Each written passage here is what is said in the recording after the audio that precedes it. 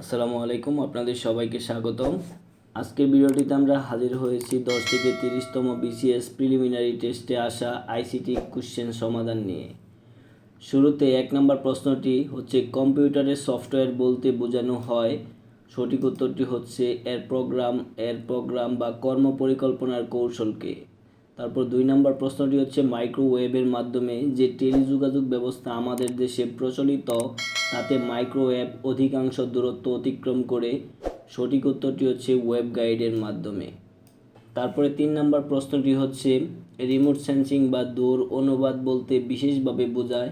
সঠিক উত্তরটি হচ্ছে উপগ্রহের সাহায্যে দূর থেকে ভূমণ্ডলের অবলোকন। তারপরে 4 নম্বর প্রশ্নটি হচ্ছে ডিজিটাল ঘড়ি বা ক্যালকুলেটরের কালচারে অনুজ্জ্বল যে লেখা ফুটে ওঠে তা কিসের ভিত্তিতে তৈরি। সঠিক উত্তরটি হচ্ছে সিলিকন চিপ। তারপরে 5 নম্বর প্রশ্নটি হচ্ছে ডিজিটাল টেলিফোনের প্রধান বৈশিষ্ট্য কোনটি। সঠিক উত্তরটি হচ্ছে ডিজিটাল সিগন্যালে বার্তা প্রেরণ।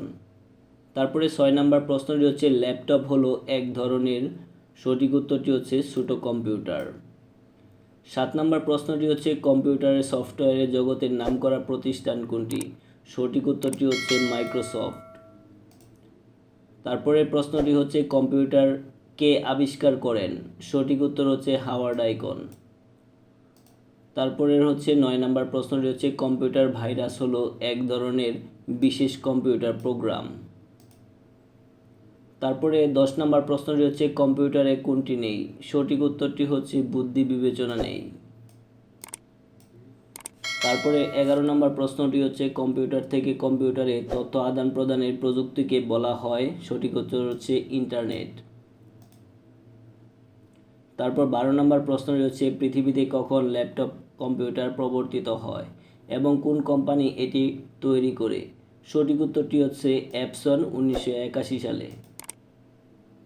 তারপর সর্বশেষ 13 নম্বর প্রশ্নটি হচ্ছে কম্পিউটারের স্থায়ী স্মৃতিশক্তিকে কী বলা হয়। সঠিক উত্তর হচ্ছে রোম।